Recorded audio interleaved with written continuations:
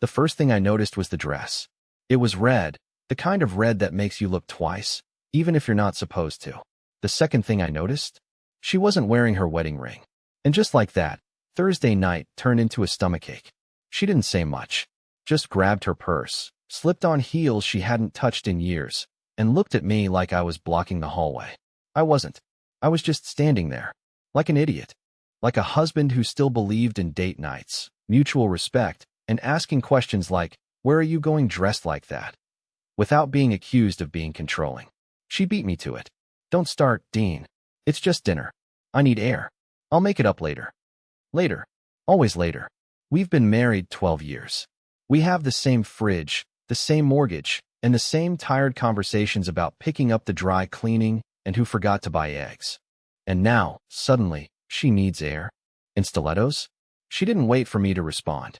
Just walked out the door like it wasn't even a door, like it was an exit sign she'd been staring at for months. And me? I stood there like a malfunctioning robot.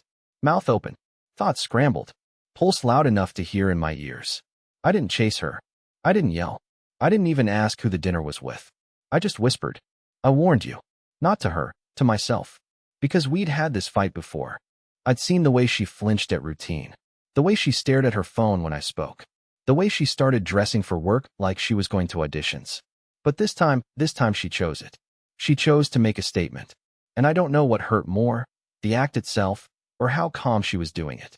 So I sat in the living room, didn't touch the food, didn't turn on the TV, just stared at her empty coffee mug like it had answers. By 9:23 p.m., she still wasn't home. By 9:58, I'd opened her laptop. I know, I shouldn't have, but I did. Because curiosity in marriage isn't a sin, secrecy is. There was an email. Subject line, "Can't wait to see you again, smirking face." Sender, Eli Baldwin. Not Eli from accounting. Not Eli the cousin. Not Eli the family friend. Just Eli, a man with a face I didn't know and confidence I never had. The thread went deep. Weeks of planning. Mentions of how her husband won't do anything. Mentions of what she was going to wear. Mentions of tonight. I should have felt rage. I should have lost it. But instead, I laughed. Quiet, broken laughter. Because even after all this, I still believed she'd come home and pretend like nothing happened. And she did. At 11:12 p.m. Hair messy. Lipstick faded. Eyes wide when she saw me standing by the door with her laptop in one hand and my wedding ring in the other. She opened her mouth to speak. But this time, I didn't wait. I handed her the ring and said, "You said you'd make it up later." But later just ended. She just stood there, mouth slightly open, hands clutched around her purse like it was going to protect her from what was coming. Her mascara had smudged under one eye. Her lipstick was smeared at the corner of her mouth. And her face wasn't guilty. It was surprised, like I had betrayed her by not playing dumb like usual. "I don't understand," she said finally, her voice too calm. "What is this? Are you being dramatic again?" I nearly laughed. Again. That word. Dramatic. For 12 years, every time I raised a concern, expressed a feeling, pointed out something that hurt, I was being dramatic. My silence wasn't weakness. It was self-defense. I didn't answer her. I just set the laptop on the table, still open to Eli's email. Her eyes flicked to it, then back to me. She didn't deny it. She didn't even try to lie. Instead, she rolled her eyes. Rolled her eyes like I was a child who found a present early before Christmas. "You went through my stuff, Dean. That's not okay." Not okay? Not okay? This woman just came back from a dinner date with a man I didn't know existed 24 hours ago. And I was the villain because I opened the laptop she left unlocked on the kitchen counter? I stepped closer. Not threatening. Just tired. My voice came out hoarse. "How long?" She didn't answer. "How long, Marla?" "Dean, it's not like that." "How long?" A long, brittle pause. Then she said it, barely above a whisper. 6 months. And that was it. 6 months of stolen messages. Of make-up sex I didn't know was guilt-driven. Of her coming home late smelling like hotel soap. Of me thinking I just wasn't enough anymore. Of her letting me believe that. I remember my knees felt like they were about to give out. I leaned on the back of a chair, but I didn't cry. I wish I had. I wish I could have sobbed or screamed or broken something like they do in the movies.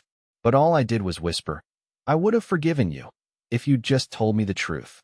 And she had the audacity to look sad. I didn't want to hurt you. I nodded. Slow. Mechanical. So instead you just broke me in slow motion. That hit her. For the first time, she looked like something cracked behind her eyes. But I didn't care anymore. I walked right past her and went to the bedroom. I didn't slam the door. I didn't lock it. I just packed a duffel bag with the basics, a few shirts, socks, my chargers, my meds. I grabbed my old laptop, my keys, and the last shreds of self-respect I had left. She followed me halfway down the hallway. Dean, she said, where are you going? I zipped the bag. You said you needed air, so I'm giving it to you. She reached for my arm. I stepped back. I made a mistake, she whispered. No, Marla. A mistake is forgetting to pick up milk. What you did was a decision. Repeated, premeditated, and protected with lies. Then I walked out. I expected tears. I expected some kind of meltdown or screaming or begging. But she just stood there, frozen, like she thought this was still some kind of bluff. Like I'd be back in an hour. Like I always was. But not this time. And I had no idea that walking out that door would be the beginning of a chain reaction that would flip her entire life upside down in less than 48 hours. Because someone else was already watching, and they had their own score to settle with her. I checked into a motel that night. The kind with flickering parking lot lights and a front desk guy who didn't care enough to ask questions. I paid in cash, used a fake name for the receipt, not because I needed to, but because I suddenly felt like disappearing had to be thorough. I sat on the edge of the bed staring at the cheap curtains, still clutching the wedding ring in my palm. It was like a metal splinter, too small to make noise, too painful to ignore. I tried sleeping. I couldn't. My mind kept looping that red dress, the missing ring, the smudged lipstick. I kept hearing her voice, that cold, practiced, don't start, Dean. Sometime around 2 a.m., I checked my email, mostly out of habit. And that's when I saw it. Subject line, she's not telling you everything. No sender name, just a burner Gmail address. I opened it. Inside was a single sentence. If you want the full picture, ask her about May 19th, room 407, Harborview Inn. I blinked. My heart did this weird hiccup thing. May 19th. That was 5 months ago. I remember it because it was the night I flew home from my sister's hospital stay early, just to surprise Marla with dinner, and she'd texted saying she had to work late. I'd believed her. I'd even felt guilty for getting annoyed when she didn't answer the phone. Now this. I sat back. My first instinct was to delete it, just some troll, maybe Eli himself, trying to stir the pot. But the specific room number, the date, it didn't feel random. So the next morning, I called Harborview Inn. Told them I was reviewing an old credit card charge. They asked for the date. I gave it. The woman on the phone paused, then said, room 407 was booked under a Marla Benton. One night stay. Checked in around 6:15 p.m. My throat closed. She hadn't even bothered using a fake name. I asked if someone else was listed under the reservation. The woman hesitated, then quietly said, there was a second guest, Eli Baldwin, but I'm not technically supposed to disclose that. That was all I needed. I ended the call and stared at the motel ceiling for a full hour. Not because I didn't know what to do, but because for the first time, I realized I wasn't angry anymore. I was something worse. I was done. And yet, I still didn't know who sent the email. That answer came later that day, when I stopped by a coffee shop across town, the kind of place Marla would have called hipster garbage. I went there to breathe, just to feel like a normal human in a room full of strangers. But when I turned to grab sugar for my coffee, a man was standing behind me. Tall, mid-40s, leather jacket, sharp eyes. You're Dean, right? He asked, like he already knew. I froze. Who's asking? He smiled. Not friendly, not aggressive, just knowing. Let's sit. I think we have a few things to talk about. My first thought, run. But my feet didn't move. Something about him felt familiar in the worst way, like an echo of a bad memory.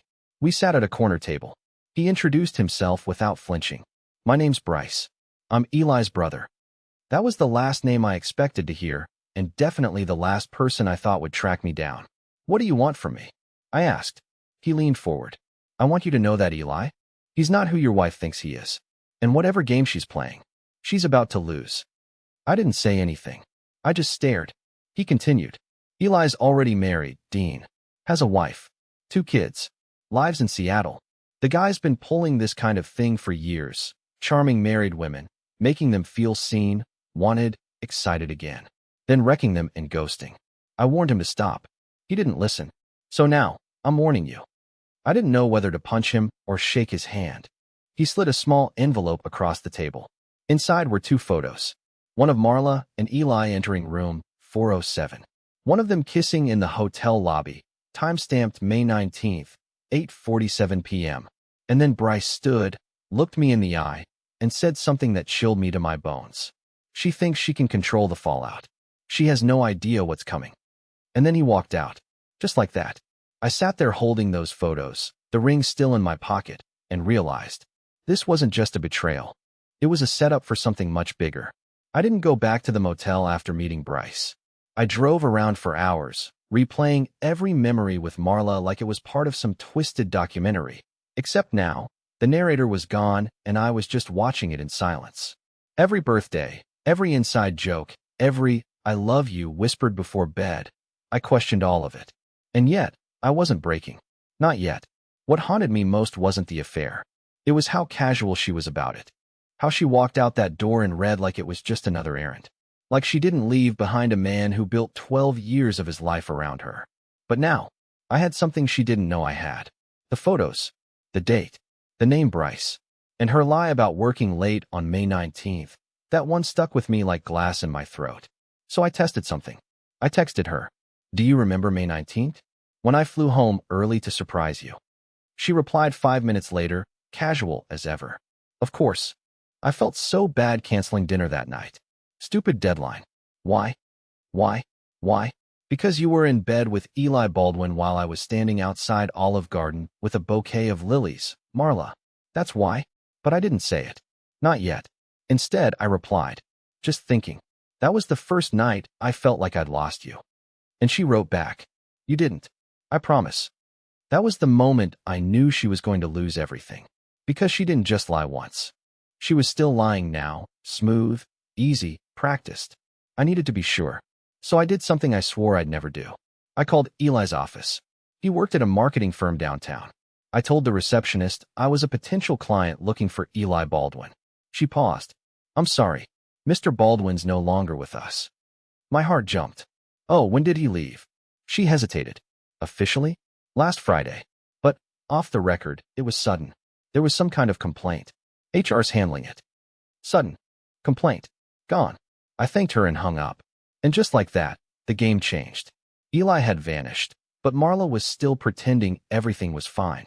She had no idea the man she cheated with was under investigation. She had no idea his brother had come to me with photos. And she definitely had no idea I'd already forwarded those photos to someone else. Her best friend. And that was just the beginning. Marla's best friend, Janelle, was the kind of woman who never liked me much. She smiled through clenched teeth, called me dependable like it was an insult, and never missed a chance to compare me to her own husband, who wore too much cologne and always found a way to mention his golf handicap. But Janelle? She also hated liars. I remembered that from the time she ghosted a friend group over one of them stealing her sunglasses. If she was willing to detonate a 10-year friendship over designer lenses, I figured this might shake her, too. I didn't say much when I messaged her. Just sent the photos Bryce gave me and typed. If she lied to me for 6 months, what makes you think she told you the truth? She saw it instantly. No typing bubble. No response. Just read. And then silence. I figured that was it. Maybe she'd pretend she didn't see it. Maybe she'd call Marla. Maybe they'd laugh about me being pathetic. But 5 hours later, my phone rang. Unknown number. I picked up. It was Janelle. Her voice wasn't smug. It was quiet. Flat. Almost shaking. "Dean," she said. "I don't even know where to start." I didn't say anything. I just let her talk. She told me things I hadn't even asked for. Like how Marla had once joked about being bored. How she'd made comments about wondering what it would be like to be with someone who didn't need permission to take charge. How she started defending Eli before even mentioning his name in passing. That subtle grooming of her friend's approval in case things ever got exposed. But then Janelle's voice dropped lower. "There's something else," she said. "I wasn't sure whether to tell you, but I think you need to know." I braced myself. Eli wasn't the only one. My chest went cold. "What do you mean?" "I mean he wasn't the first. He might not even be the last. Dean," she told me once, during a wine night, that she feels trapped. That she stayed with you because it was safe. and that sometimes she just wants to feel dangerous again. I couldn't speak. My jaw clenched so tight I thought something might snap. I didn't know how real it was until now, Janelle said. And I swear, if I'd known she was actually sleeping with someone, I would have told you. I believed her. For the first time ever, I truly did. Then she said one last thing that hit harder than anything Eli or Marla ever could. She talks like you're the weak one, but you're the only one who hasn't lied. I hung up without saying goodbye. My ears were ringing. My head was burning. But there was one thing I knew for certain now. If she wanted to feel dangerous, then she picked the wrong man to underestimate. Because from that moment on, I stopped being the man who waited, and I started being the man who watched her fall. 3 days after my call with Janelle, I sent Marla a message. Not angry, not bitter, just unsettlingly calm. Check your inbox. That's it. No explanation, no context, just those 3 words. She read it within seconds. I imagined her in the kitchen, maybe sipping coffee, thinking the worst was over. Maybe she thought I'd cool off and come crawling back, muttering apologies for snooping through her laptop like I was the one who wrecked the marriage. I didn't even need to be there to know what happened next, because at that exact moment, she was opening an anonymous email account I created the night before. In it, screenshots, a full PDF of her messages with Eli, and not just the flirty ones. I had everything.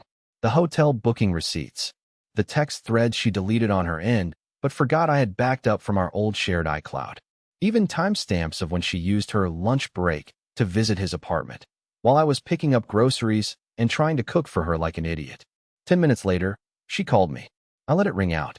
She called again. I declined it. Then the text started. Dean, what is this? Where did you get that? Why are you doing this? We can fix this. Please don't make this worse. That last one made me laugh. Make it worse? I wasn't even close to the bottom yet. By evening, she showed up at my motel. I watched her from behind the curtain as she stood by the front door, hair messy, eyes frantic, pacing like she wasn't sure whether to knock or scream. She finally left after 15 minutes. I didn't move. I wanted her to feel exactly what I'd felt for months. Ignored, invisible, left in the dark while someone else rewrote the truth. The next day, Janelle texted me again. She's spiraling. Cried at brunch. Said she thinks someone's blackmailing her. I replied simply, she should be more careful about who she betrays. But the real turning point came that afternoon. A woman I didn't recognize called me. Her voice was cold, deliberate, and shaking slightly under the surface. Is this Dean Benton? Yes. Who's this? My name is Alina Baldwin, she said. I'm Eli's wife. I froze. She didn't wait for me to speak. She just kept going. I found your number in an email forwarded to me anonymously, with everything. And I need you to know, you're not alone in this. I sat down hard. Alina told me she had no idea about Marla. She suspected Eli was cheating. There were signs, but she never imagined he'd target someone else's wife. She thought she was losing her mind. She said she blamed herself. Until the files arrived. I told her I didn't send anything to her. And I didn't. Not directly. But then it hit me. Bryce, this wasn't just about revenge for him. This was personal. Alina asked me one last question before she hung up. Did she know he was married? I thought about it. About the messages. The way Marla flirted recklessly but never once asked real questions about Eli's life. She didn't want to know. So I answered truthfully. She knew enough. She just didn't care. And neither did I anymore.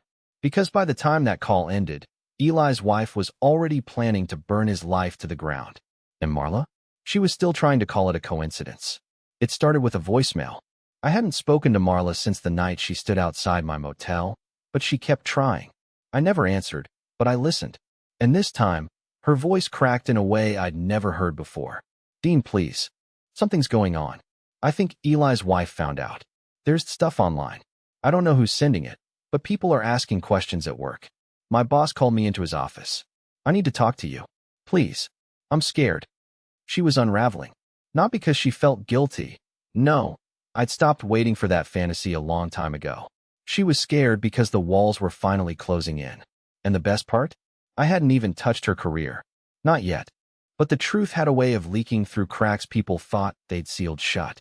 I found out later that Alina, Eli's wife, had sent an anonymous tip to Marla's company. Not with gossip. With hard proof. Screenshots, travel records, company phone logs. The kind of stuff HR departments don't sweep under the rug, especially when your job involves client trust and data handling. By Friday, Marla had been placed on administrative leave pending review. She didn't see it coming. She thought she could manage the scandal, keep it personal. But she forgot that when you build your identity on control and illusion, all it takes is one loose thread. Janelle texted me that afternoon. Again, she lost it at brunch. Told everyone she was being sabotaged. Said Eli ghosted her. She's barely holding it together. I almost felt sorry for her. Almost. But that's when things shifted again. Because around 6 p.m. that evening, someone slipped an envelope under my motel door. No name. No return address. Just a plain white envelope, sealed. I opened it slowly, hands shaking more than I'd like to admit. Inside, photos. Not of Marla. Not of Eli. Of me. Me outside the motel. Me getting coffee. Me meeting Bryce at that cafe. And one final photo. Me holding the manila envelope Bryce gave me, taken from across the street. I stared at it for a long time. That same feeling of dread I had the night she wore the red dress came rushing back. Except this time, it wasn't sadness. It was something sharper. Someone was watching me now. My phone buzzed seconds later. No name. Just a number I didn't recognize. The message said, "You wanted to play games. Now you're in one." I don't know how long I stood there, frozen. My mind kept flashing back to everything. The emails, the calls, the revenge I thought I was controlling. But this wasn't mine anymore. Something bigger was moving now, and I was in its shadow. I thought I had power. I thought I was 3 steps ahead. But someone else had just entered the game. Someone who didn't care about my healing or her downfall. And they were playing for keeps. The photos, the message. I didn't sleep that night. My mind spun with 1,000 paranoid thoughts. Who took those pictures? Was it Eli? Was it Marla? Was someone trying to turn the tables on me? Make me the villain of the story I didn't ask to be a part of? But by sunrise, I realized something that shifted everything. I wasn't afraid. I was tired, yes. Raw, exposed, and still carrying the weight of a marriage I didn't even recognize anymore. But afraid? No. Because whoever was behind the photos, whatever they wanted to threaten me with, they were too late. I'd already lost everything I was afraid of losing. And I was still standing. I left the motel that morning. Packed everything. Cleared out. I didn't tell anyone where I was going. Not Marla. Not Janelle. Not even Bryce. I drove 4 hours north to a quiet town by the coast where no one knew my name. I found a room above a small bookstore and paid a month in advance. No drama. No noise. Just the sound of the ocean and the pages of paperbacks turning in my hands. And for the first time in years, I breathed. Days passed. Then a week. The text stopped. The noise faded. The world didn't end. It healed. 2 weeks in, I got a letter forwarded from the motel. No envelope. Just folded notebook paper with familiar handwriting. It was from Marla. She didn't beg. She didn't blame. She wrote 5 sentences. I know you don't owe me anything, but I wanted you to know Eli's gone. His wife exposed everything. He left the state. I lost my job. I lost most of my friends. I guess this is what it looks like when the truth finally wins. If you ever want to talk, I'll answer. If not, I understand. No, I love you. No, I'm sorry. Just the aftermath of the mess she made. I didn't write back. Not because I hated her, I didn't. Not even because I wanted revenge. I'd had enough of that. I stayed quiet because I was finally at peace. Because sometimes, walking away is the loudest thing you can do. And I needed that silence more than I ever needed her approval. Fast forward 6 months. I work at that bookstore now. The owner's an older woman named May who drinks too much tea and talks to her plants. It's nothing fancy, but it's honest. And one rainy afternoon, a woman walked in with messy curls, glasses, and a smile that looked like it had been earned the hard way. Her name was Claire. She asked if we sold secondhand poetry. I showed her a few shelves. She came back the next day. Then again. And again. We didn't rush anything. We didn't pretend we were perfect. We just talked about books and trust and what it means to be seen without having to beg for it. And one evening, as the sun slipped behind the sea, I told her everything. About Marla. About Eli. About the emails, the ring, the betrayal. She didn't flinch. She just reached across the table, took my hand, and said, "You're not broken.